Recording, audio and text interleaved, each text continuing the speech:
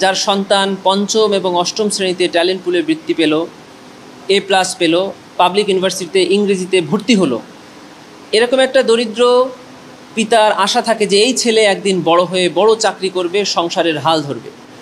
সেরকম একটা পিতার যখন শোনে যে তার এই সন্তানের ট্যাক্সের টাকায় দেওয়া পুলিশ গুলি করে, আইনশৃঙ্খলা বাহিনীর সদস্য গুলি করে তার সন্তানকে দিনে দুপুরে হত্যা করেছে এবং সেগুলো টিভিতে লাইভে শুধু বাংলাদেশ নয় গোটা দুনিয়া দেখেছে, তখন তার পিতার মাথায় আকাশ ভেঙে পড়াটাই স্বাভাবিক।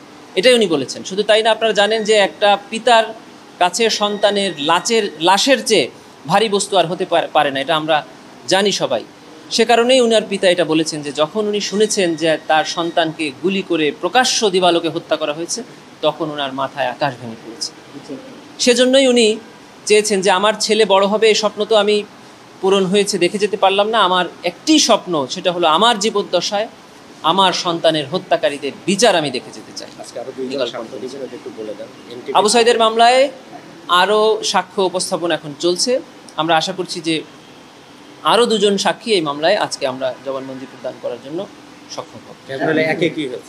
ট্রাইব্যুনাল 1-এ আজকে আরও বেশ কয়েকটি মামলা ছিল, তার মধ্যে আলেপ উদ্দিন এবং মহিউদ্দিন ফারুকি, সাবেক র্যাব এবং পুলিশ কর্মকর্তা, যাদের বিরুদ্ধে ইনফোর্সড ডিসঅ্যাপিয়ারেন্স অর্থাৎ গুমের অভিযোগের মামলার তদন্ত প্রতিবেদন জমা দেওয়ার জন্য দিন ধার্য ছিল।